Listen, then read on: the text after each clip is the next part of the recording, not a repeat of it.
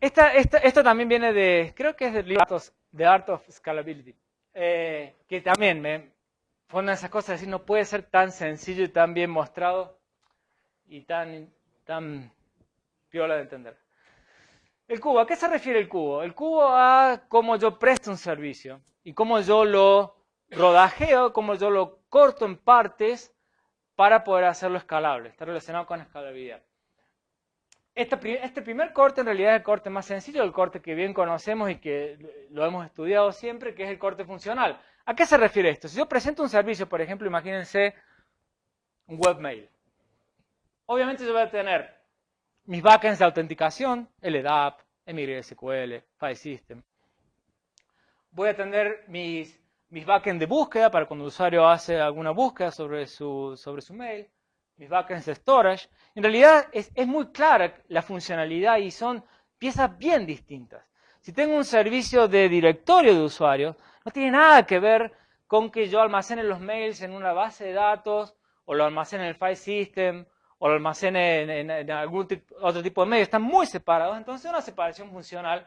Y esta es la más fácil de manejar en cuanto a escalabilidad cuando hay una separación funcional, porque de pronto si el servidor de directorio, que puede ser con protocolo LDAP, lo estoy usando no solo para este servicio, sino para otros servicios, corrida estadística, o para hacer una autenticación tipo SSO, Single Sign-On, redimensionar eso no tiene de vuelta nada que ver con redimensionar las otras partes funcionales.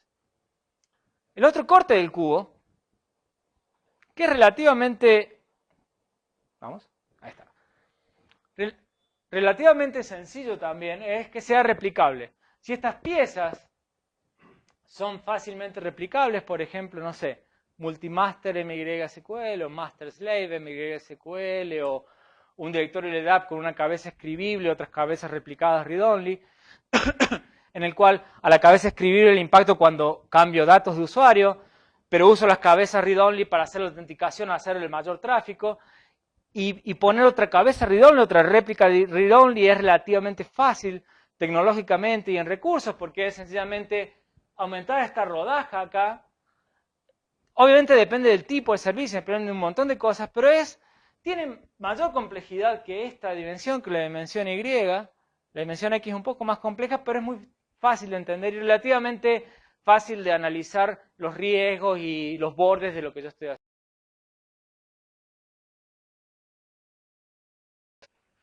El corte en el eje Z es más interesante. Shardable. Lamentablemente sería segmentable, pero la documentación que uno lee habla tanto de sharding. A ver, imagínense de vuelta en IOPS, es decir, operaciones de IO por segundo, para poder servir a su plataforma de usuario y de pronto dicen, bueno, hay que dividir los usuarios. ¿Cómo dividimos los usuarios? Porque hay que directamente montar dos servidores que sean iguales, pero no van a... va a tener la otra mitad de los usuarios. Y acá empezamos a ver algunos problemas, ¿no? Es decir, ¿qué pasa con la confiabilidad de esto? ¿Qué pasa si después quiero dividirlo otra vez más a esto? Porque estoy creciendo y de pronto en vez de 2 a 3, ¿qué pasa con ese momento de migración? ¿Qué pasa si el SLA es de 3 nueves, 4 nueves? Si es un servicio que tiene que estar siempre presente y yo tengo... Es más, imagínense pasar de monolítico a un corte acá. Imagínense el caso del webmail. ¿Cómo hacemos para hacerlo? ¿Cómo hacemos si el usuario está escribiendo, no solo el usuario, el SMTP está escribiendo datos mientras yo paso? Discutiblemente SMTP, afortunadamente lo puedo parar y volverá en algunos minutos.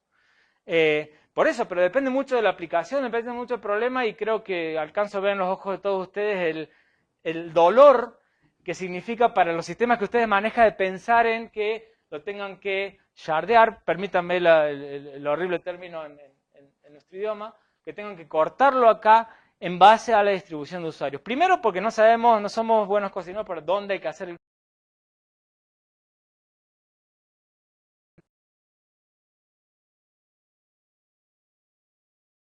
usuarios tengo, hago quizás un MD5 del login de usuario y muerdo la primera letra en hexa y lo corto ahí en el 8, de 0 a 8, del 9 al F. Perdón, 0.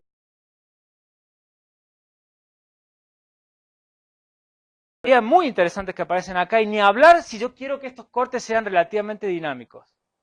Ni hablar si, bueno, hicimos el corte hoy y dentro de 2 meses viene de vuelta el PM, es decir, el Project Manager, el que administra el proyecto, y decir, vamos a salir con una nueva funcionalidad, así que prepárate porque vienen un par de esas ampliaciones en este eje y vamos a tener que hacer varias. Así. Puedo ver el dolor en sus ojos.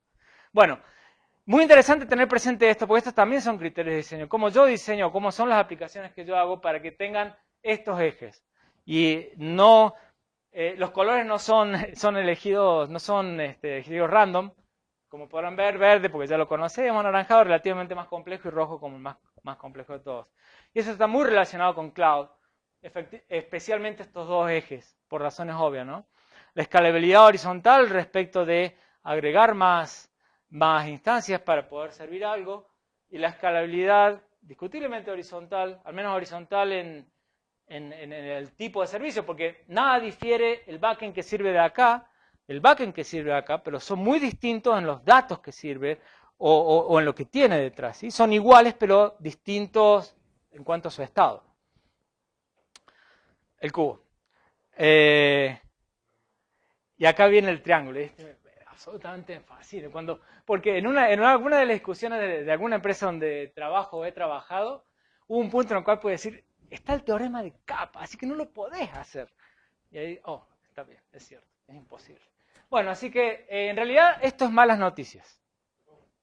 La mala noticia es que no se pueden tener esas tres cosas simultáneamente. No se puede tener consistencia, disponibilidad y soportar particionamiento a la vez. Tienen que hacer el compromiso, el trade-off de elegir dos de ellas. Los dejo momentáneamente picando, vamos a hacer un ejemplo, en realidad acá viene, para esto quiero usar el cap. ¿A qué se refiere esto? Lo definimos un poco, lo muy interesante de esto, fíjense que esto es de ayer, básicamente.